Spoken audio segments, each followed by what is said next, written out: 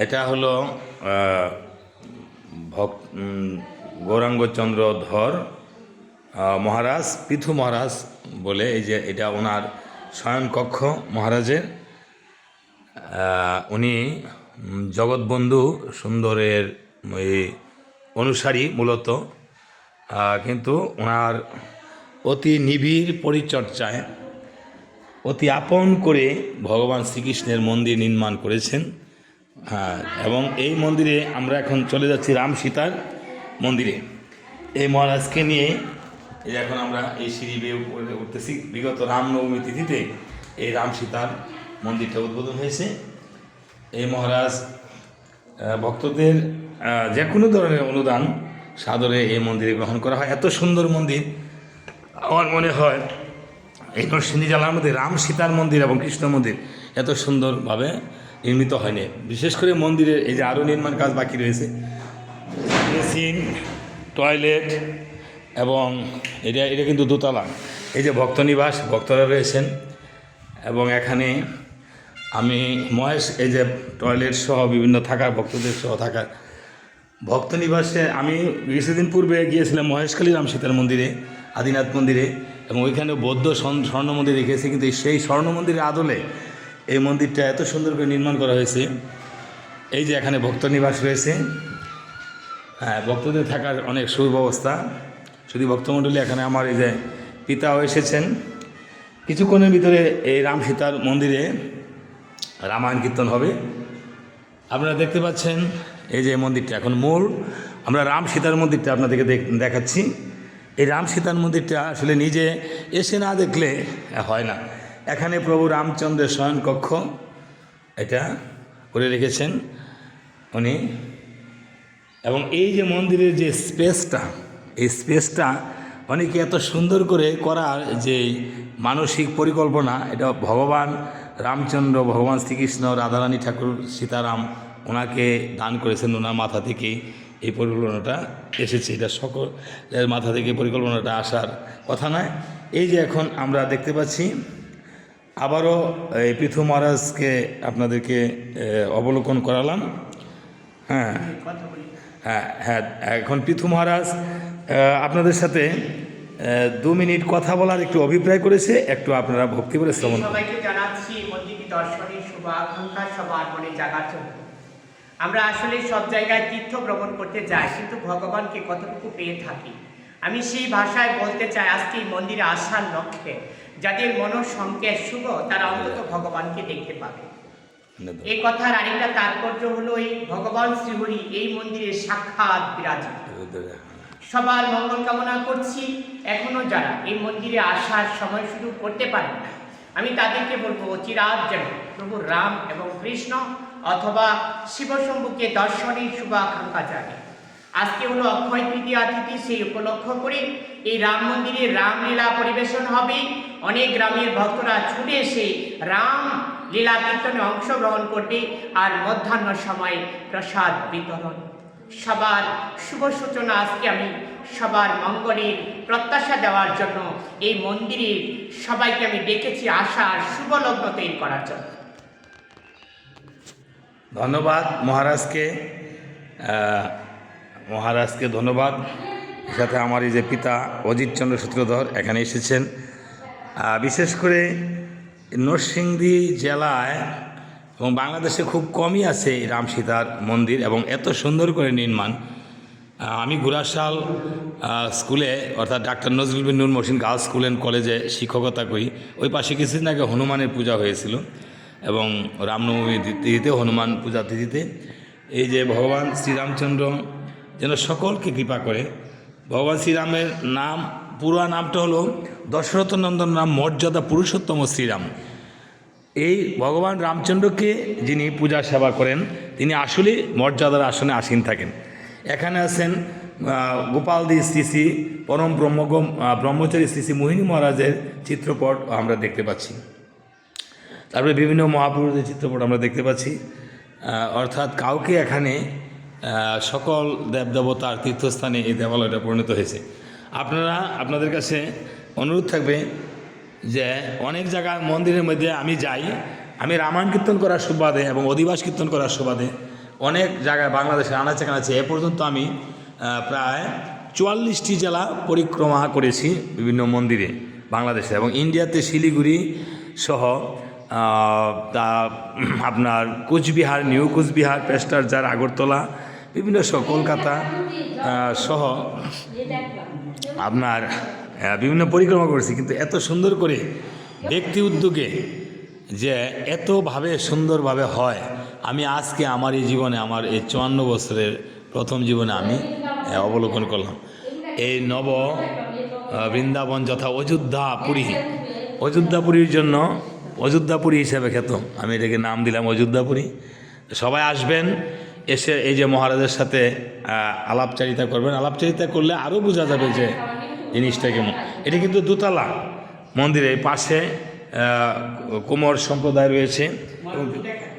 হ্যাঁ, এই যে মঠগুলো রয়েছে আপনি দেখেন, এই যে মঠগুলো রয়েছে, এই মঠগুলো অনেক সুন্দরভাবে নির্মিত। এটা দোতলা। এই যে মায়েরা পাক শাক রন্ধনশালা কর্ম চলছে। এই যে এখানে দুল পূর্ণিমা হয়, ছবি দুল মন্দির রয়েছে। এই মঠগুলো দূরে থেকে দেখাতে পারলে আরও ভালো হতো, কাছে দেখা অবলোকন করে। এই যে এখানে তিনটি মঠ, এই যে মঠের চূড়োগুলো। হ্যাঁ, আপনারা সবাই মন্দিরটা, আমার অনুরোধ থাকবে আপনাদের প্রতি, একটিবার হলো এটা জুসর পালবাড়ি জুসর বাজারের পাশাপাশি শিবপুর উপজেলা, নরসিংদী জেলার শিবপুর উপজেলা জুসর গ্রাম, জুসরে আরেকটা বড় মন্দির আছে, শিবপুর উপজেলা না, হ্যাঁ, শিবপুর থানা, নরসিংদী জেলা, জুসর গ্রাম। জুসরে আরেকটা বড় মন্দির আছে, সেই মন্দিরের কাছাকাছি আপনি রাম সীতার মন্দির বললেই এবং কৃষ্ণ মন্দির বললেই দেখবেন আপনার আসতে পারবেন। জুসর মন্দিরে যদি অনেক বড় মন্দির, কীর্তন হয়, ওখানে অনেক হাজার হাজার ভক্ত হয়।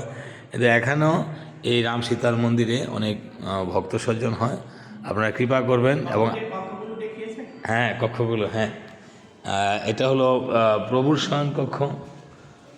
এবং আমি আবারও এই উপরে তো আরও হবে মহারাজ, না? এই উপরে তো আরও হওয়ার পরিকল্পনা আছে, তাই না? পরিকল্পনা আছে। এই যে একটি কক্ষ, উপরে দুটি কক্ষ, তিনটি কক্ষ, চারটি কক্ষ, একটা 5টা কক্ষ, নিচে আবার কক্ষ আছে, নিচে আরও 5টি কক্ষ আছে। আমি আবারও নিচে কৃষ্ণ মন্দিরটা আপনাদেরকে দেখাচ্ছি। নিচতলায় কৃষ্ণ মন্দির। অনেক মন্দিরে আসলে টয়লেটের ব্যবস্থা, পর্যাপ্ত টয়লেট এবং ওয়াটার সাপ্লাইয়ের ব্যবস্থা থাকে না। এখানে টয়লেট, প্রত্যেক রুমের পাশে টয়লেট আছে, পর্যাপ্ত এবং ওয়াটার সাপ্লাইয়ের ব্যবস্থা আছে। এবং ভক্তরা এই যে আরেকটি আপনার কক্ষ, এটা মহারাজের, পৃথু মহারাজের শয়ন কক্ষ। এটাও আরেকটা ভক্ত থাকার জন্য কক্ষ, এবং প্রত্যেকগুলি টাইলস করা। এবং এটা হলো রন্ধনশালা কক্ষ, রন্ধন কক্ষ। এই যে রন্ধন হচ্ছে, ধোঁয়াগুলি উপরে চলে যাচ্ছে, আপনারা দেখতে পাচ্ছেন। আপনার বাসাটা তো এখানেই না মা? এখানেই না? আচ্ছা, যাক, ভালো। এই ভক্তদের পাক শাক করার ব্যবস্থা হচ্ছে, ভক্তরা প্রসাদ পাচ্ছে। হ্যাঁ, আপনি কি হন মহারাজের? হ্যাঁ, এই যে মহারাজের মাতৃদেবী। হ্যাঁ, আপনি কতদিন যাবত এই মন্দিরটা হইতেছে?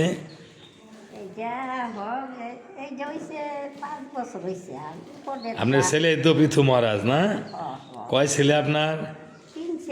3 ছেলে, না? ও আচ্ছা আচ্ছা, এই পৃথু মহারাজ বড় ছেলে। ও, যাক, ভালো। উনি তো একাই, এই ছেলেরাই তো সব কিছু মেনটেন করে, তাই না? হ্যাঁ, ভক্তেরা অনুদান করে। মা অত্যন্ত ঠিক আমার মায়ের মতো পৃথিবীতে। এই যে ভক্তরা প্রসাদ পাচ্ছে। এই যে আপনার কি হয় মহারাজ? আমাদের যাক, আপনাদের বাসা কোথায় মা? পাশের বাড়ি, না? প্রসাদ পাচ্ছেন, না? যাক, প্রসাদ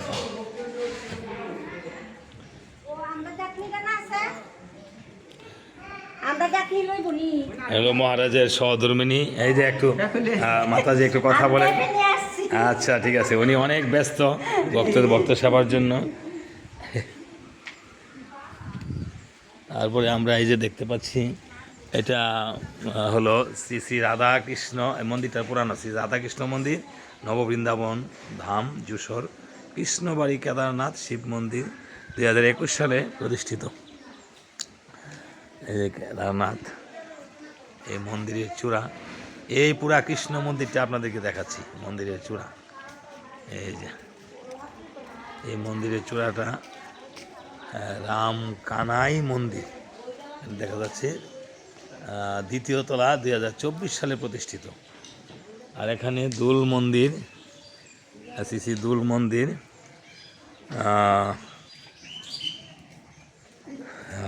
দুল মন্দিরটা 2023 সালে প্রতিষ্ঠিত। দোল পূর্ণিমা হওয়ার সময় হয়। তারপরে বিভিন্ন ফুলের বাগানে সুশোভিত এখানে। ওইটা হলো পুরনো বাড়িটা।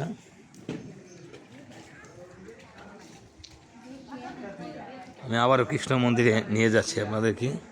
কৃষ্ণ মন্দিরটা অত্যন্ত সুন্দর। আমি এই যে এখানে ভগবানের বসার জন্য আসন পাতা রয়েছে। এই যে কৃষ্ণ মন্দির।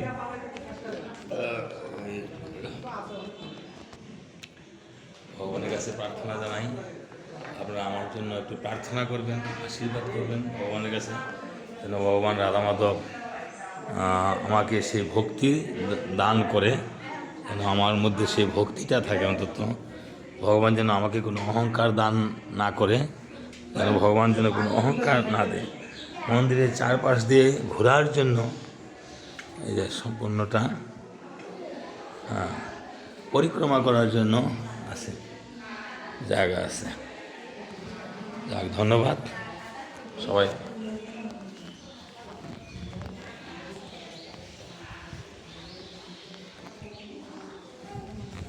তোমরা কি করছো মা? তোমাদের কি হয় মহারাজ? মামা হয়। তোমাদের বাসা কোথায়? রায়পুরা। আচ্ছা আচ্ছা, মারা গাচ্ছ, ঠিক আছে।